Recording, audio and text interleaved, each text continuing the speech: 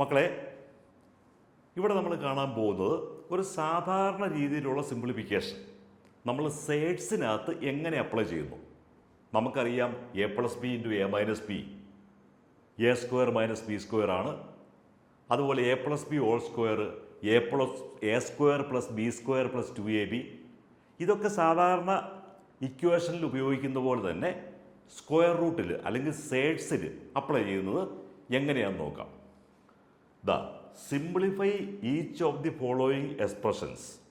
നമുക്ക് 3 + √3 ഇൻറ്റു 2 + √2. ഇത് A plus B into C plus D ഫോമിലാണ്. നോക്കിയോ, 3 + √3 ഇൻറ്റു 2 + √2.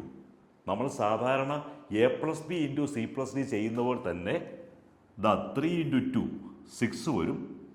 3 into √2 3 √2, √3 into 2 2 √3, √3 into √2 √6.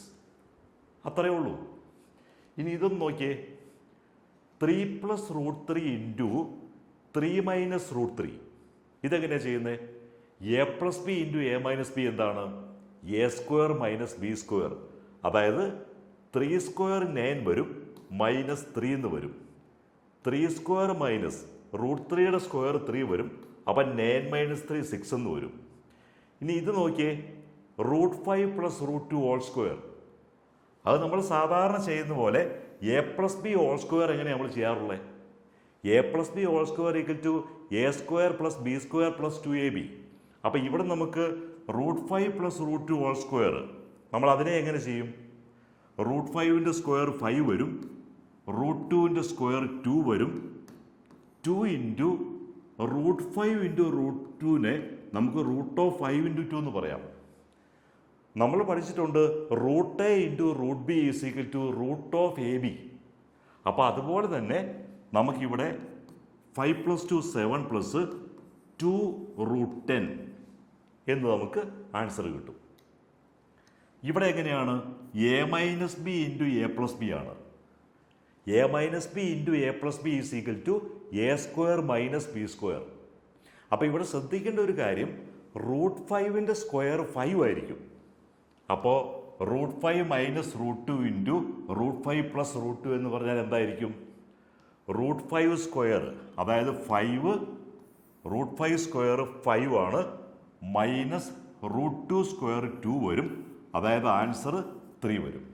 അതായത് A minus B into A plus B ആണെങ്കിൽ A square minus B square, അല്ലെങ്കിൽ A minus B whole square ആണെങ്കിൽ നമ്മൾ സാധാരണ A minus B whole square ചെയ്യുന്ന പോലെ തന്നെ. പക്ഷേ അവിടെയുള്ള ഡിഫറൻസ് എന്താണ്? √a ഇൻറ്റു √b ആണെങ്കിൽ √ab എന്ന് വരണം.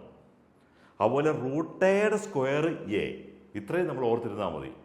നമ്മൾ സൈഡ്സുമായിട്ട് ബന്ധപ്പെട്ടുള്ള കുറച്ച് ബേസിക് ഫണ്ടമെൻ്റൽ തിയറംസ്, ഇക്വേഷൻസ് ഒക്കെ നമ്മൾ കഴിഞ്ഞ വീഡിയോസിൽ പഠിച്ചിട്ടുണ്ട്. അപ്പോൾ ആ വീഡിയോസ് എല്ലാം മക്കൾ കാണണം. നമുക്ക് കൂടുതലായിട്ടും ക്വസ്റ്റ്യൻസ് പ്രാക്ടിക്കലായിട്ട് വരുന്നത് സാധാരണ ഒരു ക്വസ്റ്റ്യനകത്ത് ഇങ്ങനെയുള്ള ചില സിറ്റുവേഷൻസ് സ്റ്റെപ്പായിട്ട് വരും.